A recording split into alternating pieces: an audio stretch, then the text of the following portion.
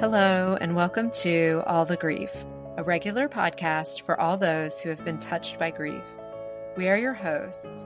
I am Rebecca Luttrell. And I am Andrea Mathern.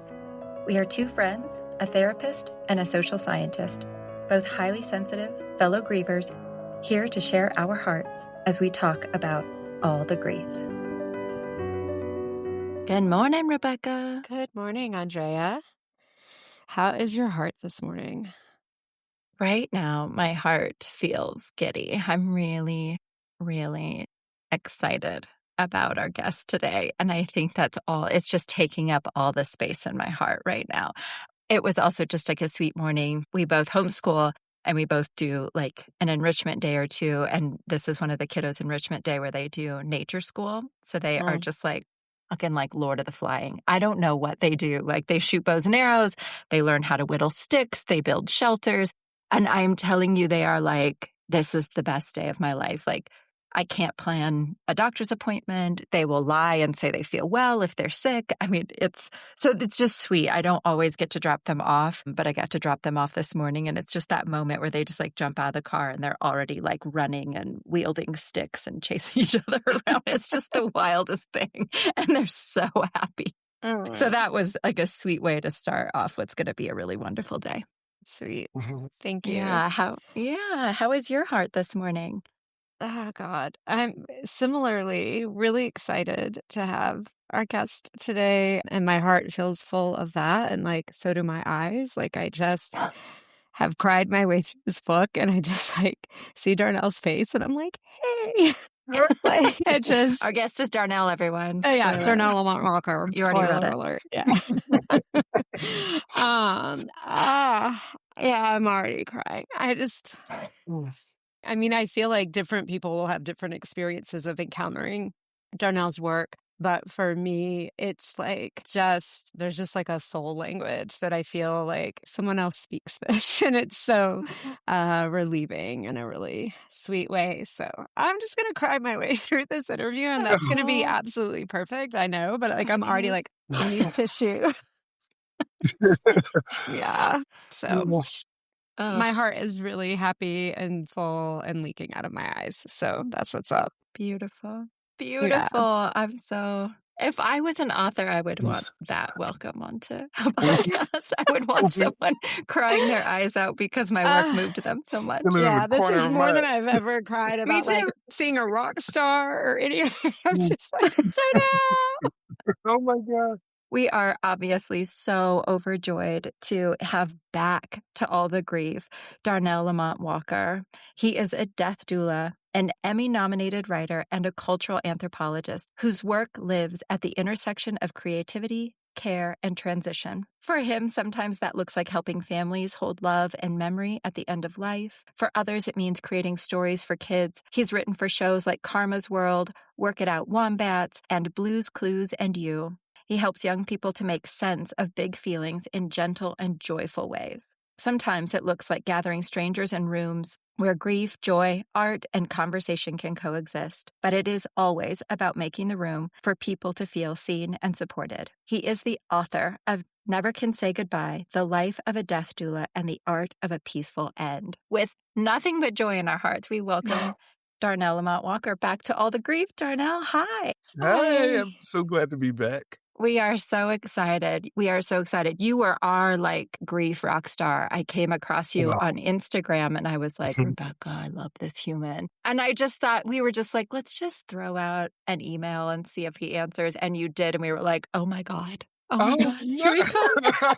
Of course, I want to be here. I love here. We're so happy. How is your heart this morning? After hearing you two, I think it's a little envious. I want to whittle sticks and run in the creek and shoot arrows.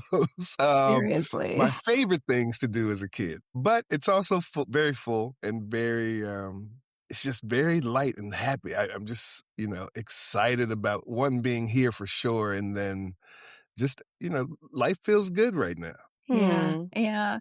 Before we started recording, we were just talking about like what a beautiful ride. Like I see you everywhere and it makes my heart so happy. It's just, it's a face you want to see, it's a message you want to hear, it's integrating this important topic back into our culture in a way that just is so needed and so necessary. So I'm so happy you were on this ride, and I'm so excited to see where else it takes you. Thank you so much. Yeah. So I think when we first had you on, we weren't starting with this question, but we've been asking our guests since what their grief origin story is. So we've been asking about that moment when grief sort of indicated in their life a before and after. And you have such a long and beautiful history with grief, and your relationship to it. But what is that moment? And maybe it was really personal and it sort of shifted how you related to grief or how you understood your role in grief. But just curious, like, what was that moment for you when grief really said, hey, this is a different way to look at the world? No, absolutely. It's kind of strange for me that I've never been asked that question in that way.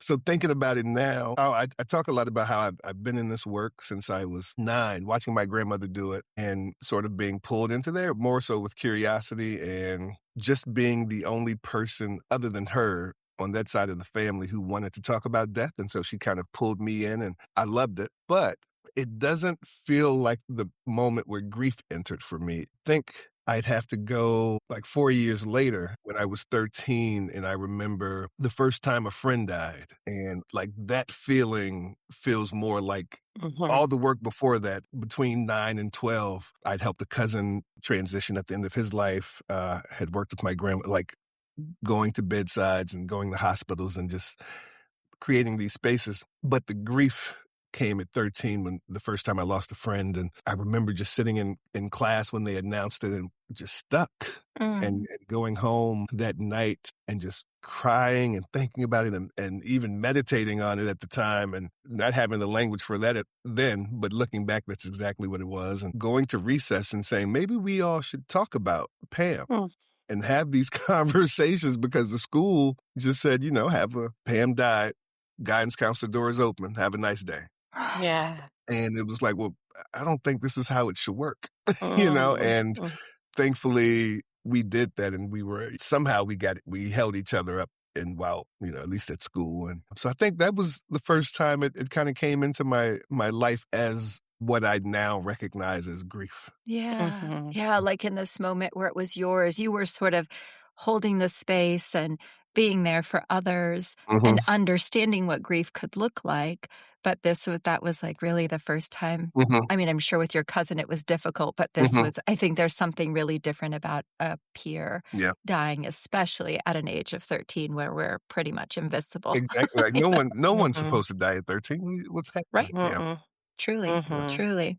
And that is a beautiful vignette in the book. Yeah. That is within the book. So, gosh, this is going to be a conversation because there is so much in this book. And I think Rebecca and I were even leaving each other messages before we got on to record. And we'd love to hear from you, but happy to also just share like who this book is for. So this book, which feels, I don't even know, is this a long time in making? Yeah. How did this book come to be? And who did you write this book for? Yeah, no, I'd never set out to write a book. It wasn't part of the plan, at least not a book about this. I mean, I'm a writer. I've been a writer since I was 7. So writing a book has always been in the works. But I'd written a piece for LA Times about the importance of Black death doulas. And I was messaged on LinkedIn from who's now my agent, Lane Clark. And she says, would you ever consider writing a book about like expanding this and talking about your life as a death doula? And I thought, yeah, I mean, hey, if you think there's a story there, sure,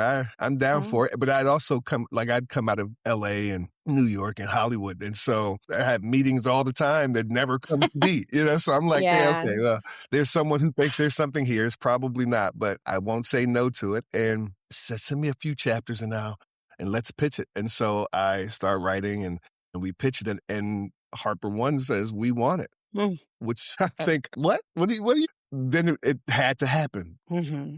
And suddenly when that happened and I had to sit down every day at a coffee shop, wherever this was happening, these stories would just pour out. It was like they were just waiting to be told. So it had to happen. And I'm so glad it did. And, I wasn't sure as I was writing, it was just this, I have to tell these stories, who it was for.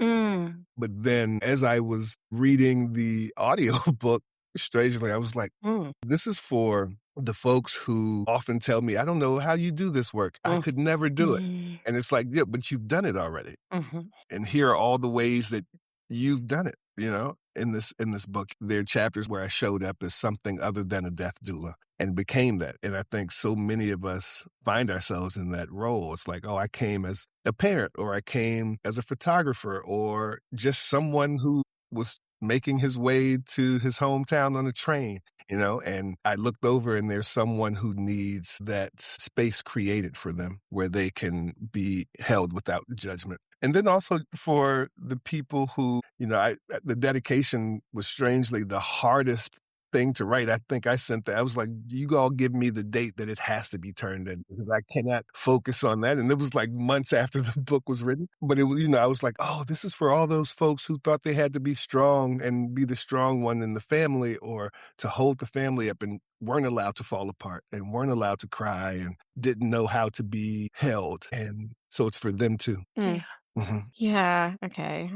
I'm not going to be able to stop crying. This is real. And actually, Andrea is usually the crier. I am.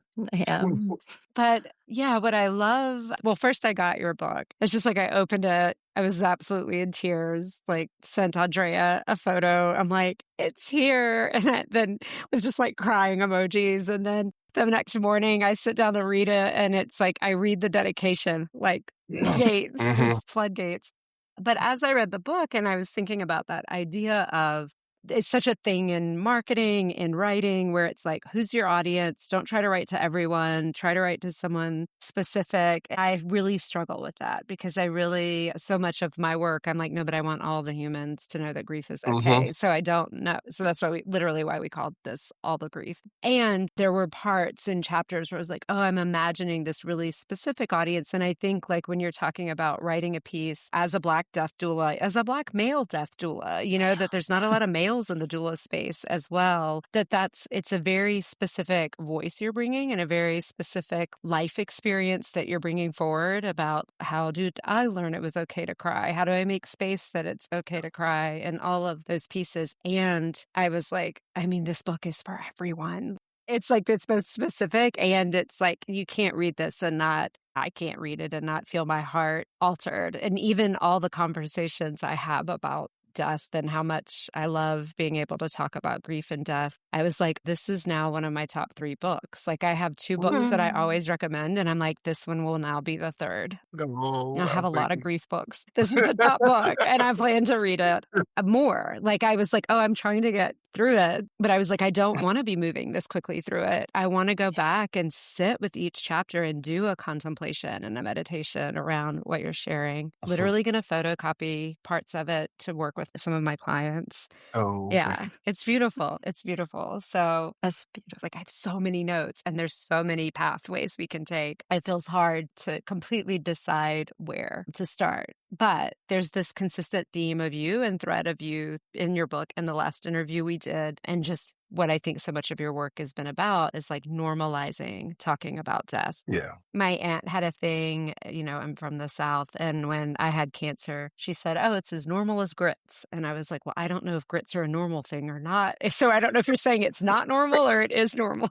but I feel like that about death. Okay, it's like talking about death. I'm like, it's as normal as grits. And you get to decide whether you think that's normal or not. I think it's normal.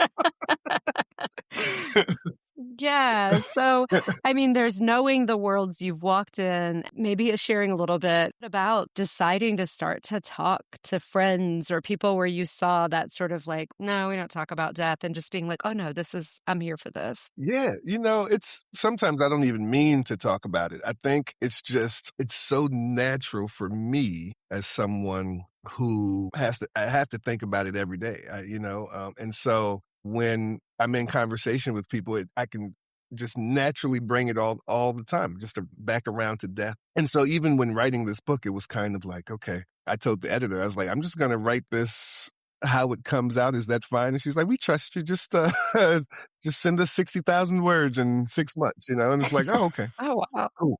All right. And so, but this is how I experience it. This is how, my world works. And so it was very natural. And even when talking to friends, it's important for me to find sort of that way in, which just comes in conversation. We're talking about music, and then I'll get around to, well, what song do you want to hear when you die? We're talking about food. Mhm. What would your last meal be before your body stopped eating? It's like, and then for them, my friends, I don't know if it's me, but even the ones who don't want to share and don't want to talk about it, they kind of will go like, oh, that's an easy way. That's easy to talk about. I can easily answer that. When we get around to like, okay, well, who's your proxy and who, do you have an advance Mm, directive? That's a little tougher. The good stuff, the stuff that's like, mm, how will I be remembered? mm, Is so much easier to pull people into those conversations mhm, because we all want to be remembered. We all want to be witnessed. And so if I can find that way in, then it's typically an easier conversation to have.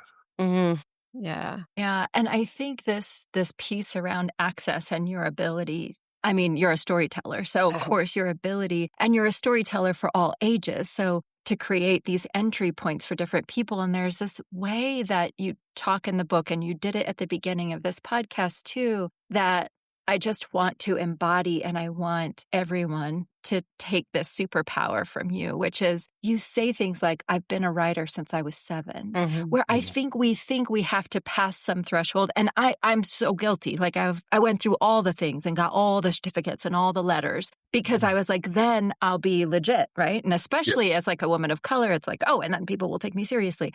So Mhm. like hearing you say like I've been a writer since I was 7, it just like how I orient myself to those kind of things, how I orient my boys to those kind of things. And that's what you do with this book is you orient all of us to being a death doula. Like mhm. being a death doula doesn't mean I took a fucking course and Yeah. I got a certificate. I mean, I'm reading it and I couldn't help but think about being there when my grandma died Mhm. and having no idea what I was doing at all.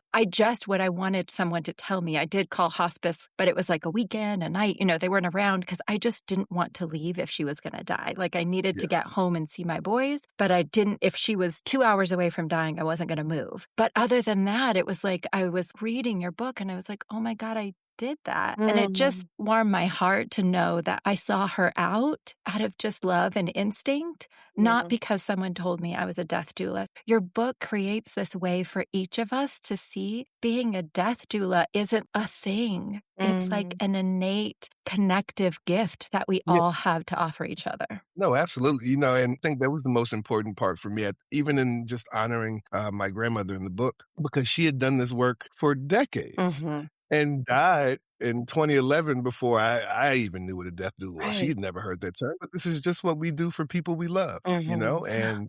and so it was so important for me to let people know somehow, and it's great to hear that it came across that you don't have to be anything like I am not this special person who with these gifts and talents. This is just we all can do this, You might be special. and I mean, we all can do this. And I will receive it. you If are you say unique it, and I will special. take it. Yes. You said it. But people say, "Oh, I wanna I've been doing this, and I was there for my mom or my dad or my granddad, and I wanna get certified. How do I do it?" I'm like, "Well, 1, you don't Mhm, have to. You don't have to get certified. If you wanna learn," it's like I'm in the film industry, and I tell people all the time, like, "What school should I look into?" No, just go work on mhm, a set. So, just go to the hospice. Go volunteer at a hospice. You will get this work. You will understand if this is for you, mhm. or I think it's for all of us, but you will understand what part Right. is for you. Yeah. All of us don't do the same thing, Support looks different for everyone. I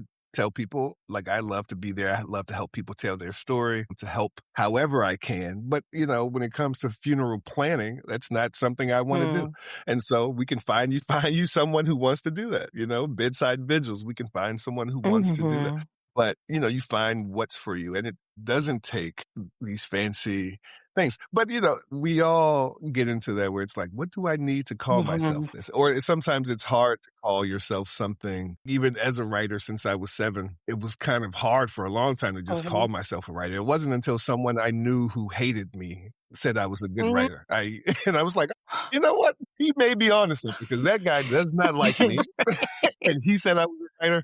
It has to be true. Sometimes we need that, that affirmation, Mhm. And that's fine. And so this book was that. It was, listen, you've done it. The rooms I've sat in where the family has been there before I got there. They say, how do you do this work? I couldn't do it. I'm like, well, you were here long before I arrived. Someone was doing it. Yeah. So. Yeah. Oh, I love that. And yes, it does come across in your book. This piece of this is something we're all capable of. This is something we're all doing, have done in some way. It was really meaningful to hear that. And the thing that kept coming up for me as I was reading it, and this is more of just like kind of like a personal experience that I was just sort of like how Andrea was talking about being with her grandmother. I had a friend who died this past July. They had a terminal cancer diagnosis for about 4 years or 5 years before they died. And I was one of the people when there was a lot of just sort of like, oh my gosh, I'm dying this week. And that was like 5 years before they died. Like they would kind of do this dramatic, like, I think I'm dying now. And I would say, well, we're not there yet. But when you're dying, we'll be with death. And right now you're living. So let's be with life. And so we would kind of do that.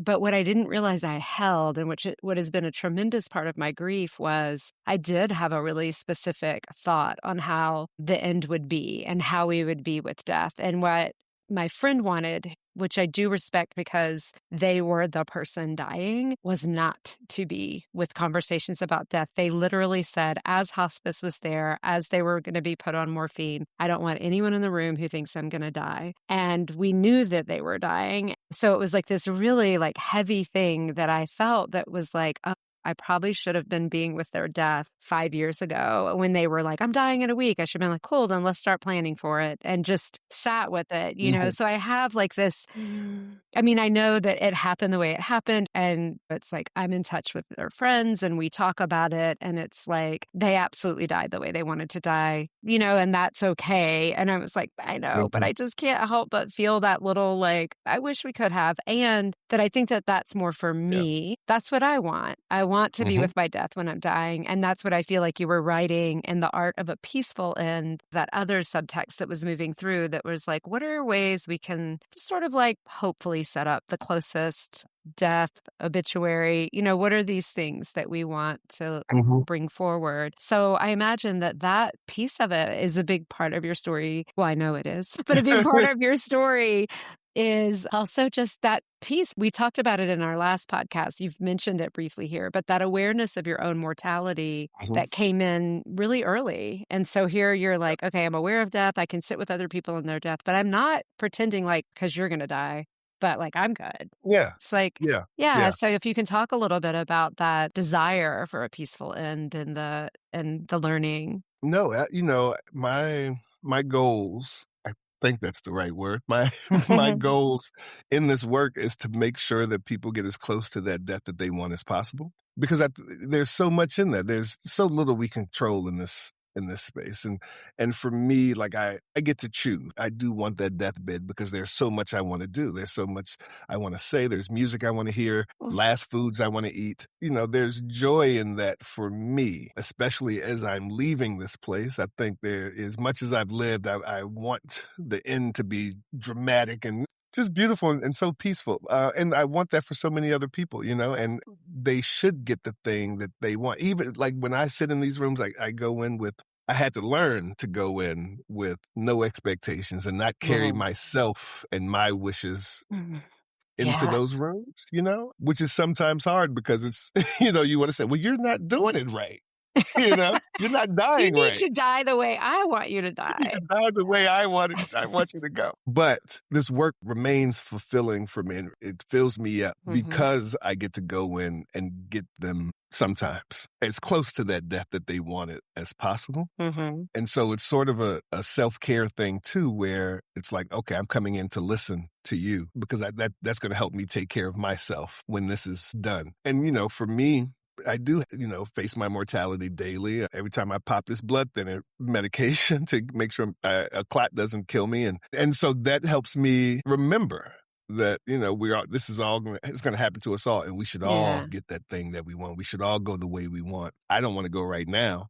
And if I did, there are a few loose ends, but I do work to make sure that it'll be as easy as it possibly can be for whoever is left behind, for sure. Mhm. And hopefully for me. Yeah. I loved that. I think it's maybe the last chapter, but it's right there toward the end where, oh yeah, maybe it's the last chapter. You said this, "I'd rather not die now, not this autumn. It would inconvenience me greatly."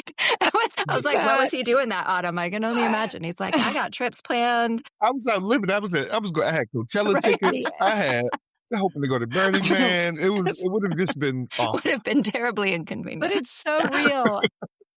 It's good to have a place where you're holding that it could be tomorrow, that it doesn't. I don't need to wait for a diagnosis or something to say this is a possibility. Like being alive means this is a possibility. I feel like there are many chapters in your book that help you orient to death in a way that's like, this is a reality. And you can think about your death. And I think just me and Rebecca, she was like a death kid anyway. And then now we just like talk to people all the time about how someone died and what happened when someone died, that we're constantly thinking about it in a way that doesn't feel scary or morbid. Like it just feels really natural. Like I'm like, this better be the Foo Fighters song you play and y'all better cry. Yeah. But then I want you to do this, like whatever it is. But then you also have this way, and I think the chapter's called Liam, if I'm remembering correctly. Calvin, it was Calvin, where you write how to orient your life toward life. That holding on to our mortality can also help us orient ourselves toward life. And that reminded me of Andrea's passing, and reminded me of I remember Rebecca telling me once, you can't keep present all the time that you're going to die. I can't always be super present, but that I can orient my life toward this freedom that you call out, and that you offer us this really both truthful and hilarious tips on how to orient ourselves toward life and freedom, and not, it's like walking that path, you said, walking that chalk line that someone drew for us, but being able to just be like, wait, why the fuck am I walking this line? I'm going to go that way. No, and that's real. Rebecca's right. You probably would lose your mind if you thought about it all the time. But I love to say that, when that thought comes up, even if it's just once a week or whenever it comes up, and I feel like it's probably coming up more and more for people, especially if you have social media.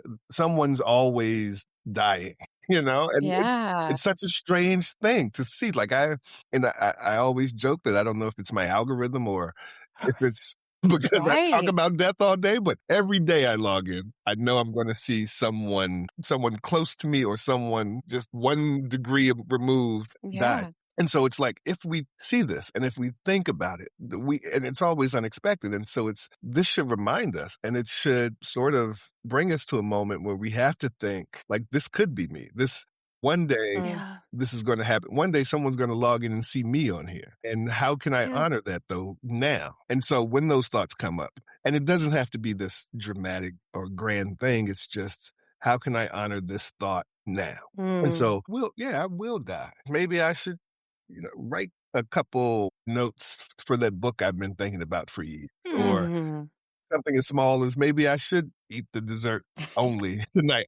I don't have to do that plant-forward diet that my doctor told me will help with my A1C, whatever. It's just let me go for this bread pudding.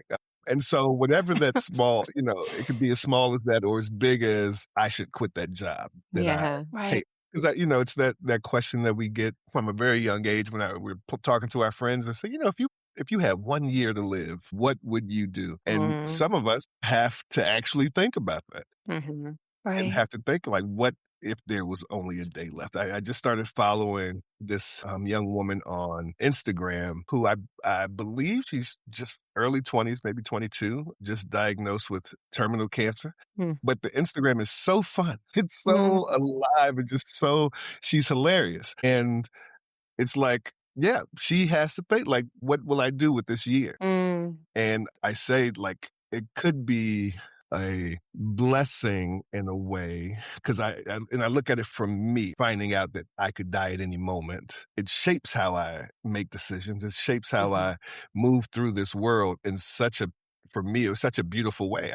I don't want to die now. It would be inconvenient because I've built this. It will always be inconvenient. Because of that, this life has been so incredible because of that threat of death. And so I know when it's time to go, I tell people all the time, I'm going to be one of those people who complains to the end. because I Mhm. don't want to go. I don't want to go.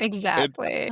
I was telling a friend the other day, the only thing that scares me about death and the only thing I'm afraid of when it comes to death is that moment when my body won't want food anymore because Mm. I love food so much. Right. Food is so good. And I'm like, there will come a time when I won't want to eat. Oh, yeah. Like, maybe then I will wanna die because And then what's you can worth take me living? out. Then Just let take that you're be done. it. Call in the medical aid. Call them in because why be here anymore? Why Mm. be here if I But it's, that's real. But just to honor those moments, just to honor those moments when they do pop up Mhm. and however big, however small you want to do it. But yeah, you don't have to think about it every day. But a few reminders, a day. Mhm. It's your friends. Hey, don't forget you're gonna die. What would you like to do with the time you have left? Yeah. I love the idea of me sending that out of nowhere today and people being like, "What is happening? What do you wanna do with the time you have left?" They're like, "Why?" And it's so funny as you're saying that. I mean, a few things come to mind, which I remember I read a book that was written by she either was a death doula or a hospice worker, which is one and the same, but she either was by title, one of those. But Mhm. she talked about being with a woman in her as she was dying who had had an eating disorder for most of her life. And the woman was like, please just like eat the cake. Like, that she really had this tremendous regret. But then I remembered in my early 20s talking to my therapist about how I'd be like, "Oh, well, I'll like get healthy tomorrow because like, oh my gosh, this is so good. Like I want this food or whatever." And she said, "But Rebecca, every meal is not the last supper." And I was like, "No, but it could be." And Yeah, I feel that way. And I was like, I will but still it could stand be. my ground all these decades later. Mhm. Like, you You don't it know could that. be. I want it to be a good one. Yeah. And just like, and I feel like in that moment, I think this is something you wrote about in the book. I forget which person it was, but someone kind of saying, oh, if I died now, it'd be okay. And there's more I would Mhm. want to have done. And I really resonated with that sentiment. And I was in a wreck a few years back that was pretty intense. And as it was happening, and I thought, oh, wow, I might die right now. Like I didn't know if I knew I couldn't get out of it and I knew it was Mhm. going to be a big impact. And I thought to myself, it's been nice. And then I told my best friend on the other side, I was like, you need to know, apparently the thought that happens for me. So if I have a tragic death, you can be pretty sure that my Yeah, last thought will be, it's been nice. And there's yeah. more nice to have. So I'm still here and I want to do more Yeah. things. But yeah, it's like even in a tragic space, that feeling of, oh, some of us, I don't feel like, well, some of us might be like, no, I don't want this to be happening, not now. And that's valid. But it's like sometimes we can even choose, okay, Yeah, yeah. I see it, and like it's going to be okay. And it was good. But I'm like, just tell my daughter, I probably thought it's been a great life. I loved who I loved. Yeah, It's been a great time. we're already there. And I'm just getting bonus Yeah, time. I had that. I remember I had a boss right out of college, and he was on a plane that he thought was going down. He was like, we Hmm. were going, and somehow the engine kicked back in at the right time. He said, but the only thought I had was, did I pay my insurance so my kids would be okay? And he was Right. like, why was that the thought? And at the time, I wasn't thinking about this would be the work I would do, but that stuck with me, and I was like, what are our thoughts we have? There's that sometimes. I think, there was one of my Hmm. favorite movies is Bridges of Madison County. And Mm.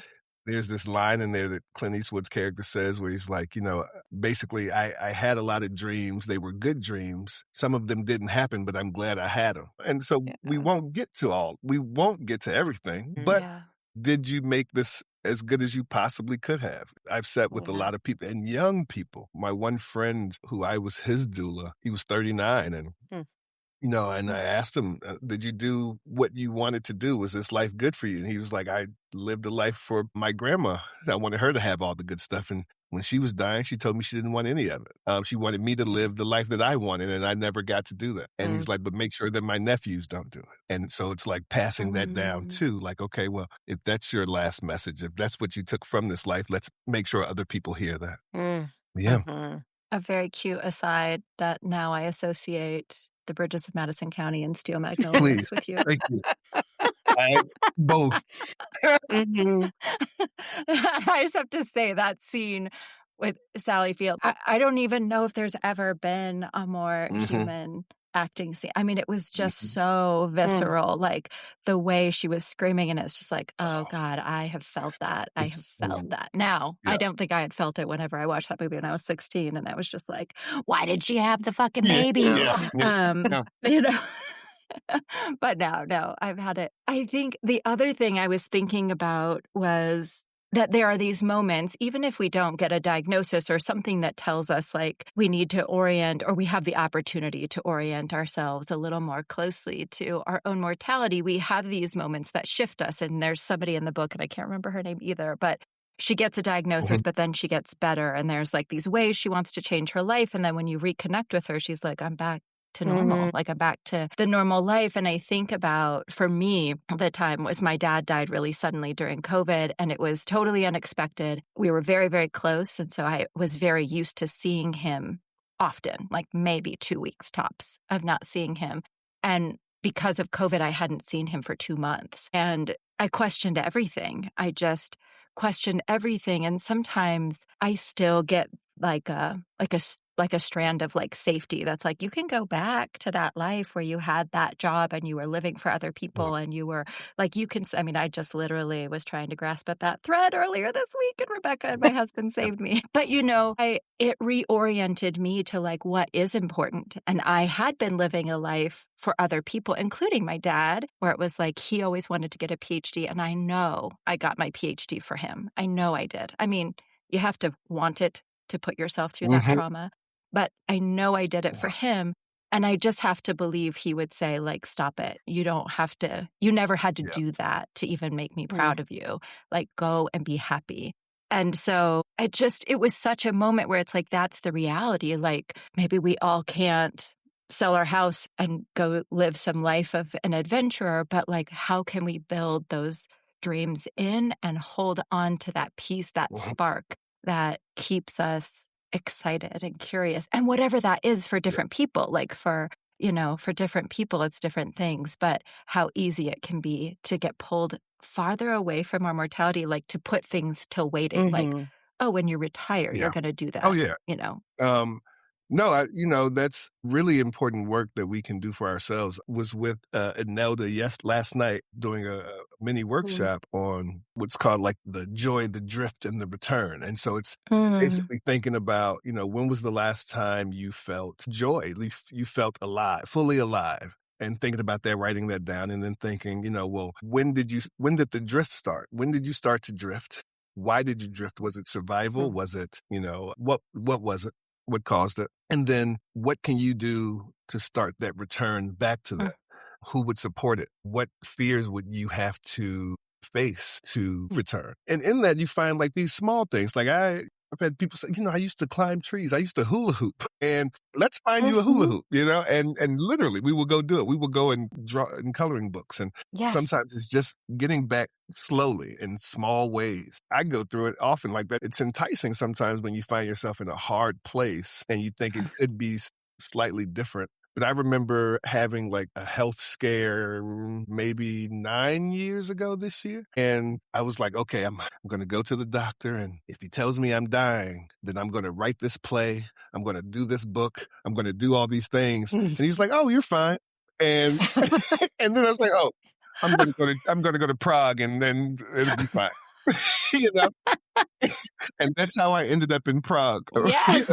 but I ignored like the things Mhm. that I really wanted to do because there was no threat of death Mhm. in that moment. And Yeah. so, but now I'm like, okay, how can I hold on to that? And now it's just, okay, well, when that moment comes, I can still honor that in small ways. Yeah. Mm, Yeah. Yeah, I loved you Yeah. offering mm, that kind of like that book you wanna write, like, just write a couple paragraphs. Oh, good. We read a book and we did a podcast on it, not with the author, just our own relationship to reading the book, but 4,000 Weeks, Time Management for Mortals is the subtitle, but Okay. essentially, Good note. the author is talking about the average lifespan is 4,000 weeks, which Mhm. is he's like, when I ask people, "How many weeks do you think we're alive?" People would be like, "Oh, like 20,000 or, and he's like, no, it's 4,000. And that reality and sort of like a way to keep relating to you can do what you can do and you can't do what you can't do. But like you have a finite amount of time, you're not guaranteed.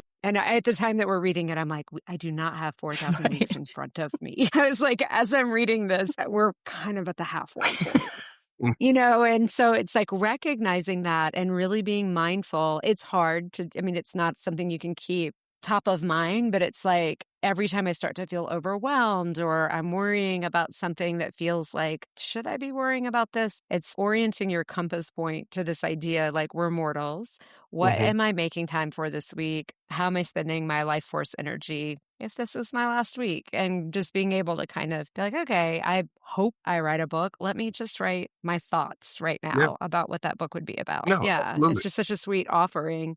And I think it's something also, like you're saying, we're all death doulas. I mean, I think we all mean to live full lives. I feel like that's what I come in contact with as a therapist is people being like, what have I been doing? And I hate this job. And, or like, I'm stressed about this. And it's that thing of like, I just had to write the joy, the drift, the return. I was like, I love that as a way of orienting to that. But Mhm. just sort of, when do you last remember being happy? I remember doing inner child work with my therapist, and she was like, take that little girl shopping and get her what she wants. And what she Mhm. wanted was the most obnoxious, brightly colored journal. I was just like, there's no part of grown up me would be like, let's get the muted tones. And this little girl's like, the rainbows and the unicorns. And I was like, Mhm. okay. And we also bought a hula hoop, and Yeah. it was great. It was so fun. No, And it's like, absolutely. You why know am I what a not doing this? beautiful thing that one of my favorite shows was Parks and Recreations. I don't know if you ever watched it. That's funny. But Yeah. two of the characters, Tom and Donna, every year would have their treat yourself day. And it was the Yeah. day where and they would come into work and they were like, you know what today is? Treat yourself. And it was like, yeah. And they had to go out and do this thing that they've been avoiding. And it couldn't be like, I've been wanting this ice cream. It was like, you have to buy the most obnoxious thing that you've always wanted. Mm, It was basically to help you remember that you still have to enjoy this thing. Mm. And I remember they yeah. brought one of the other characters along one day, and he was like, yeah, there's this nice thing. It was like a watch or something. They're like, no, you have to get the thing you want. He came out in this huge Batman, like perfect Batman costume. And it was like from the movie, and he's like, Nice. I've always wanted this. And you see the joy, the pure joy on his face. And Yeah. that's, it's like we have to remember that. Yeah, Absolutely. Those tidbits. absolutely. I am looking at time, Rebecca. I know. I'm ignoring Okay. time actively. We have less than 2,000 weeks. We're going to hang out with We're going to Darnell hang for out a with few. Darnell for as many minutes as we can squeeze out of it. I'm here for it. But even to go with what you were saying about the 4,000 weeks, like I just Yeah. wrote that. I want to read it, but my brother was telling me about a book that he read. Can't remember the name, but they were having a conversation, and the guy says, how old are you? Oh, no, he said, how old are your parents? And he says, they're 60. And he says, how often do you go home? He's like, oh, I go to my hometown about once a year. He's like, so you have 13 more times to see your parents. Yeah. And it's like, I it's like know. if they get the life expectancy, this is how many more times you have to see them. And when we start putting things in numbers like that, it's like, Yeah. Yeah. I'm like, okay. Yeah. I tell people like now we might have 20 more summers. So what are you going to do with this one? Like, It's I'm like, moving I'm moving closer to the equator. That's what I'm doing. there we go. Yes, please. And so it's, when it becomes real, it's like, Yeah. I Mm, should do something then. Yeah. And yeah. again, not big, just something you'll remember. I think I live my life where a lot of the things I do now, it's like, what will I want to remember from my deathbed? And it's like, Mm. I'm going to remember this moment. And I tell people too, like, like if I meet strangers and we have an amazing time together, and I'm like, this is something I hope I remember when I'm dying. And they're like, oh, I never thought about the things I'd remember. And then I ask them and they say, oh, there was a beach in this place, or there was a view from a hotel I had in Paris. And I always think Mm. about that. It's like, yeah, those little Oh, things. I love that. I loved that in the book where you talked about those moments. Mine don't always orient towards death, but Rebecca's heard this like 1,000 times. I like we'll get out of an Uber and I'm like, come to my husband. I'm like, do you want to go to their wedding? Because they invited us because I heard all about their wedding and they're getting married in Disneyland because he used to be Peter Pan and she was Tinkerbell and they met and now they're in love and Yes, we got invited. He's like, what are you doing? But I love that them. makes me such a good life. People said, they were like, you should just have like a Lyft coffee table book where I just tell the stories of every Lyft driver. Yes. Listen to Yeah. those people. Yeah.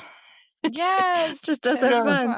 fun. So I love that. And it makes me think too, like the different ways in life that we orient to life, right? Like a statistic that stuck in my head was like we spend, and now I'm going to get it wrong, but it's something like 70% of our time with our kids before they're 10. Mm. And then the next like 20% between 10 and when they graduate high school. And then there's just like 5% of the time that we get to see them. And you know, I have one super cuddler and I have one who's just not like that. And that little boy, when he's like, Mom, do you want to cuddle on the couch? I could be on a call that's about to secure me $1 million. And I'm like, gotta go.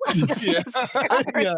That little one wants to cuddle with me. I will stay there as I'm long as going. possible. I am going. Yeah. Yeah. And so, you know, like the ways we orient that I'm like, if I went right now, if they remembered me as a mama who like fucking loved them with my whole heart, I will have done a good job. And I think when they're 18, I will still want that and I will have another identity as well. But right now they're 8 and I'm in the midst of those really close years. And that's how I orient all of our adventuring and the way that we spend our time together. And everything is around like watching the world through their eyes and being able to help them see and feel just like little kids, Yeah. you know, just little kids. So yeah, it's just your book is for all of us. It's for all of us. And there's this really important chapter. I was so glad to get to it. It's in the second half of the book because I remember this and I feel like Rebecca and I like quoted this from you weekly I know what after you're we gonna say. interviewed you, which is like, it's about don't speak ill of the dead. Yes. And you're like, mm-mm. Talk your shit. Yeah, talk shit about it. Well, and it's like, it's so important. And in the book, you really talk about like, this is your story to tell. Like, you get to tell your story. This is your life. And you get to have the experience that you had with that person and not try to make it into this fantasy. And I had a cousin who passed away 2 falls ago, and we were very close. It was like, you know, we were like a little band of just traviesos, you know. But he struggled with addiction in his adulthood, and it really, really impacted our relationship. And in the year before he left, we had a very hard time with one another where he would call me while he was using and he would just make really poor choices around, you know, like if he was in town, he would want to come see me and then he'd show up and I was like, out of here. Like, no, can't do that around me. You can't be like that around me. And so we had a really intense time, including the weekend that he passed, where he called me and I knew he was using and I was like torn between like staying on the line with him and being like, I gotta fucking cook dinner for my kids and I can't do this again. And I hung up on him. And then the next day I was told he died. And the way he was talked about after his death, I was just like, I am so confused right now. Like, I loved him and will forever hold a place in my heart. And I want that he found peace that he could not find in this life. But y'all, like, come on. Come on. And I feel like it's doing a disservice to his kids because I'm like, they also experienced his behavior as a result of his addiction. And now we're all pretending like he was a perfect father. Like, I don't know. So it just helped me feel like it is okay that I can tell a story about how he was both the funniest person in the room and then he could, you know, one drink later turn into the person you were like, somebody please get him out of here before something terrible happens. No, So it's absolutely. just another way of freeing yourself. Oh, 100%. You know, and even like you just thinking about those kids too. It's, you know, it's when that happens, we don't give them a place to even release it. It's like, well, now I can't bring him back down with these people. Right. You know, it's hard. Like I stand by that. I stand by, you know, we have to tell the truth about people. Mhm. We have to tell the whole story, and they deserve to have their whole stories told. Yeah. Yes. Even like in a different chapter in the book, I talk about the kid Leon who died at Burning Man. Yeah. And when I find his mom, I'm like, what do I tell her? Because he was an asshole, but also fun. Right. Yeah, He yeah. was like that fun, drunk asshole friend that we all have. And Yeah. it's like, I know how to handle him. It's fine. But you are, this person. And so I told her all of it. I was like, Yeah. if I were the parent, I'd want to know everything. And I was like, he was an asshole, but he did help this guy change out of wet clothes. And I thought how beautiful a moment that was, Yeah. which is why I snapped this photo of him. Mm. I did a Instagram a couple days ago about the importance, because we always get these biopics that are, is this the whole story? Like, why is this seems very polished?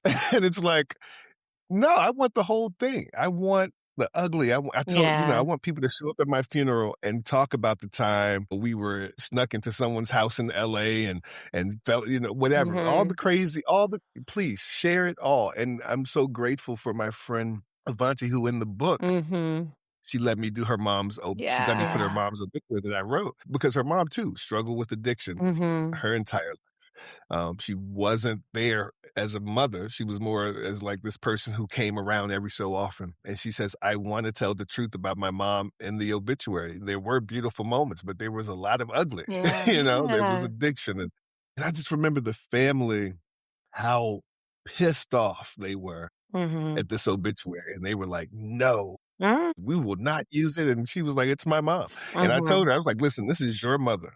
You can tell the story that you want to tell about your mother, Mhm. and just how that's helped her. And even moving forward, like she still struggles with that family who Mm. keeps trying to change the narrative. Yeah. And Mhm. it's like, who was that helping? No. Does that help with your with your guilt, or like, do you feel guilty Yeah. around something? Like, it's not your fault. And so, It's dehumanizing to keep being like, everyone who dies was a saint. And it's like, "Oh, what are they gonna write about me?" yeah. I have a friend whose mom died recently, and in the obituary, they were like, "And anyone who knew her, like, she was a hard woman," and it was just like Mhm. saying it like it was.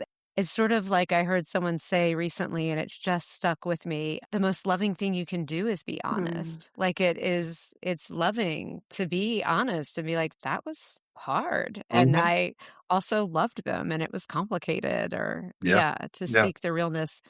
We never get to hear those stories, and it's like only good people. Mhm. This is what happened. And so I think it does a disservice, because then it leads the path to like shame, the things that we kind of don't want people to know, which I feel like Mhm. you also brought up in your book. Like, tell the people the things you don't want them to know. Tell it all. For yourself too. It's not like I just want to call everyone else out. I'm like, oh, you get to say all the things about me. Here, let me do it for you. Like, Exactly. yeah. It's in your Yeah. tips for how to live. It's in Darnell Walker's tips for how to live. Tell people what you really think. You have to. Like, you have to. Yeah. I think 'cause it's I don't wanna again, it's with the whole die empty thing. Like, I Yeah. don't wanna die with all this stuff Mm. just in there. Mm. And there are people who will be here who will have so many questions that can no longer be answered because I'm gone. So if I can just get that out, Yeah. then Mhm. why not? And I think there's generational healing. I think about my cousin, for example, our Mhm. family on that side on both sides, has addiction. That is something that moves through our family. And I'm like, by pretending that had nothing to do with his death, and granted, like the coroner was like, we can't know why he died. And I was like, maybe it was fucking 30 years of alcoholism Mhm. Mhm. and drug abuse, he did both. To pretend that that wasn't part of the story, that doesn't allow us to free ourselves, to shine that light on it and say, you know what? This is yet another person in our family who in some way, this was part of their death. And Yeah. you don't have to die Mhm. that way. We don't have to pretend that that isn't something that we keep moving down generations. So I think there's something really liberating and healing ancestral and generational trauma to have it seen and witnessed and said that allows Yes. us to own it and then shift it for whoever's coming next. So the truth is hard sometimes, but it's necessary. Absolutely. And I always talk about there has to be at least one truth teller in Mm. the family. And Mm. and just in the friend group, and usually I'm that friend. I love to come around and just like my friends are like, "Why do you always remember things?" And I say, if you ever read the book where he became like the keeper of Yeah. memory, and I was like, I Mm. think I've been cursed with this great memory because every time something good happens, I'm like, "Yes, but do you remember when?" And they're like, why do you remember so much?" And I'm like, I think I have to be the one to tell the truth. But I remember being Yeah. a kid and I had an older cousin who was that. And he still is, and he's still around. But as a curious kid, there were so many family secrets and there Mm. were so many people just dying. And we all had questions. And so I was so thankful to have this one person in the family who was like, "Oh, I'll tell you whatever you want to know." The correct. Mm. And so not just telling the truth, but also correcting all these stories that we'd Yes. heard for Yeah. decades. I was like, Yeah. "Well, that makes sense." That Yes. that story sounds true, and, Yeah. it really helps. It really helps heal the many generations that will come after us. It's like, Yeah. if we can stop doing this, Yeah. let's stop it here. Yeah. Yeah. Yeah. And just making it human. I love that, Rebecca, making it human. I mean, she was Mhm. on a call the other day. So my grandmother, who I was with when she passed, and just a beautiful central figure in my life. When you just would like pause and be like, shout out to the grandmas. I was like, yes, okay, yes, yes, yes. I'm with you. I love my grandma with all my heart. She was a very important person to me. And we were talking about, she came up on a call Rebecca and I were on for a book that we're studying together. And my sister was like, "Oh, our grandma, she was so open-hearted, so perfect." So, and I was like, "Let me remind everybody that when I came out to her, she wrote me the meanest fucking letter I've ever received in my life and didn't speak to me for years. Oh, no. And I'm certain that our relationship was repaired when I ended up married to a man. Let me also, and if Mm. you talk shit about my grandma, I'll come to your house. But this is also the Yep. truth." Yep. Yep. It's awesome. Yeah. That's real. Like, you have to like, we Yeah. have to be those people. So, gratitude. It's like, they should be Exactly. thankful that you exist because it's like, yeah, no, don't do that. Like, I remember when Maya Angelou died and people were so upset that someone was talking about like her, A sex worker. when Yeah. she was a sex worker, and they were like, "How dare you?" And it was like, Right. she talked about it. She's proud of Right. where she came from. This Yeah. is Yeah. part of the story. Keep people whole. I also think it's such a great antidote to shame to just own it. It's like, I did this thing. Yeah. Like you can't hold that over me. Mhm. Yeah, I did this Yeah. thing. I'm not proud of it. It happened and I've grown, whatever. But Yeah. when you're like hiding it, Coexist. it's awful. I remember the Lauryn Hill when she did her Unplugged album, and she talks about she's like, "When I was pregnant the first time and I kinda hid it from the press," she's like, "Everybody was around, like, I heard it was covered Mhm. everywhere." And it was like, "Oh, the secret pregnancy and da da da da da." She's like, "I couldn't get away from it." She said, "So when I got pregnant the second time," she said, "I wrote everyone and told them, like, 'Hey, I'm pregnant.'" She said, "No one wanted to cover it." She was like, and I realized saying that's what I realized, like, me owning it and me talking about it, Made it less no interesting. one cares. It's like, it's the secret, and it's the right. It's like, oh, she's like, so now I just put it all out there before anyone else can. Yeah. Right. And so, like, anytime, something embarrassing happens Mhm. in the world to anybody and it becomes like this public thing and they're running from it and they have to make these apologies, I'm like, no, just Own own it. it. Whatever it Right. Thank is, you. own it right away, and we will stop talking about it in 3 hours. Exactly. And it will give us an Yeah, example of owning our own shit. Like, I'm own like, your shit. Yeah. Yeah. I'm just like, Yep. y'all, I suspect all of us have done some dirty, shady shit. Oh, we all Every have. Yeah. last one Some of of us us. just didn't get caught. Yeah. That's And it. it was before Instagram. Yeah. I will be Oh, grateful that all my shady shit mostly happened before amen. social media. But if people ask me about it, I will tell them. Like, I think about that a lot with my kids. Like, when I think about what my childhood was like, what my teenage Mhm. years were like, and like Mhm, how to talk to them about it in a way where it's like, I am very thankful I'm alive. mhm, Yeah. mhm. Based on some crazy shit I did. And I know you're going to do crazy shit, but nobody talked to me about crazy shit, So it's Yeah. Yeah, like, yeah. I didn't know, other than my older sister, like, I didn't know how to like take risks in a way that were still risky, Calculated. calculated. Yeah, it was just like, okay, this is what we're doing. Yeah, just let it all out. Just talk. Just be Yeah. whole. Be human. Oh, We're yeah, human. absolutely.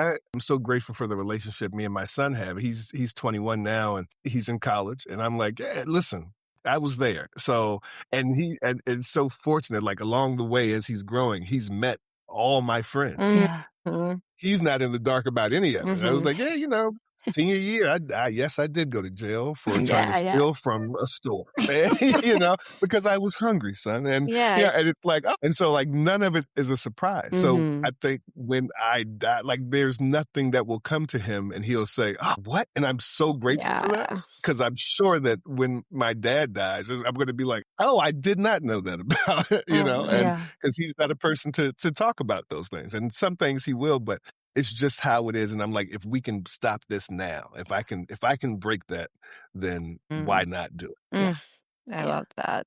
it? Mhm. Okay, I am gonna have to call time right now. But it's such a beautiful book.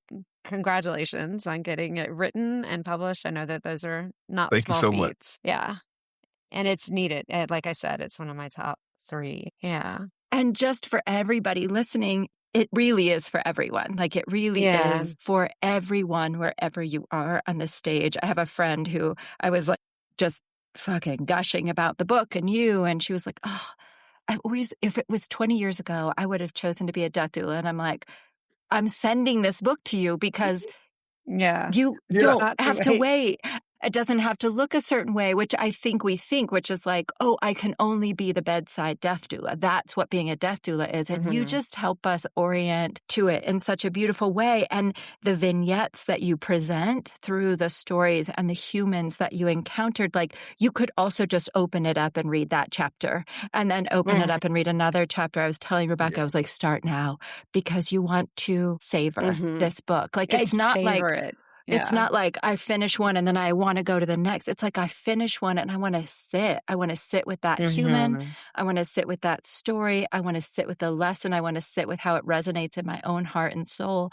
So it's a book you savor. You take it chapter by Mhm. chapter in whatever order calls to you and just take it in as slowly as you can because it is Thank you so so much. beautiful, Darnell. I'm Mhm. honored. Thank you. Just like a storyteller foodie wrote a book you can savor. That's so good. That's so good. That's the There's headline. my review. That's the headline. That's all. That's it. There's your review. Well, I had a thought. We've been kind of ending with different questions that come from a grief deck that we have.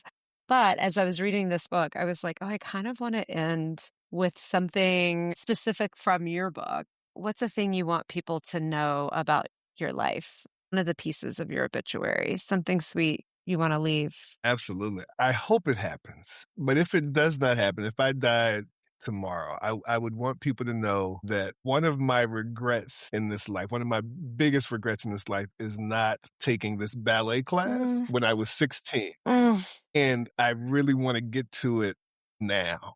So I hope I get to it. oh, And so in the obituary, I hope that it's written that mm, I did at least one show mhm. in ballet. Yeah. I'm like, send us tickets. We'll be there. Please, you will get there. Don't worry. I'm sending it to I love everyone I Oh know. my Come. gosh. I love it. Yes. Yeah, come. Yes. It's my ballot. I love that. Thank you, Darnell. How about you, Andrea? Well, it's so interesting because I feel like after our first conversation, I think I wrote something like here's a letter to my husband and my boys, like that I just want them to know if I go. I mean, hopefully I go before my boys, but if I go before my husband, that I would want them to know. But I think I'm trying to think like What would you want? regrets. It doesn't have to be regrets. It's just what would you want people to know about your life? Yeah. I think it would be a lesson learned that for 40 years I lived for other people. For Mm, 40 years I lived for other people's expectations, and I spent the rest of my life dismantling that. yeah. Yes. Yeah. All right. What's yours, Rebecca? I meant to sing. And so I hope that I sing because I'll just share like my niece said something when she was 5 that I like made before memes existed. I was like, I did it at a picture that I had of her and I had written it on the back. But she said, Mom, no one compliments me when I sing, but when I sing, I feel like a god. And I was Yes. like, I relate. Yes. And I think about that a lot. And I'm like, I have been feeling that my whole life. And I want to sing. I want to do that line in the Sia song I don't care if I sing off key. I sing for love and I sing for me, but I like want to sing in front of people. And so That's so. we hope that's gonna That's a happen. quote. She needs to put that on a shirt, and then you need to I sing. And you know. need to Right? Thank sing. you. I know. Yes, Thank you. Amazing. There's a sing. performance coming Okay, up. I you love sing, it. I'll I dance. love it so much. There we Okay, go. let's This do will it. this Oh yes, yes. I'll sing your. I can play the drums. I always wanted to play the drums. I took them up at 40 after my favorite Oh, drummer died, and I was like, fuck it. Like, even if I'm terrible. Yes. Darnell, thank you. thank you so much. Thank you for what you're doing. We wish you continued love and continued exposure to your beautiful storytelling and message and the way that you live life and meet people. And you're just this little light Thank you. pinging around the world. We're so grateful that you somehow pinged into our world. Yes. Always Thank you. Thanks for delightful. having me. I will come back as often as you want. Okay. And I look forward. So do we. All right. All right. Goodbye to everyone for now. Bye. Thank you for listening to this episode of All the Grief. You can find us on Instagram at All the Grief Pod. And please take a moment to rate our podcast and share us with your friends. We'd love to keep expanding our reach to all the people who could benefit from conversations on grief.